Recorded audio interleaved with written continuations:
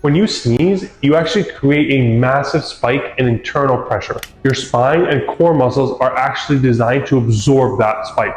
But if your core is weak and your spine is unstable, or your discs are already irritated, that sudden spike in pressure is enough to trigger muscle spasms, disc bulges, or even nerve flare-ups. That's why a simple sneeze can drop you to the floor. The truth is, it's not the sneeze that put you on the floor. It's the underlying weakness of core musculature and spinal instability that dropped you to your knees. The sneeze is just the straw that broke the camel's back. Don't wait for that next unexpected sneeze to put you down. Book your low back health assessment now, and let's get you moving with a strong and sturdy lower back.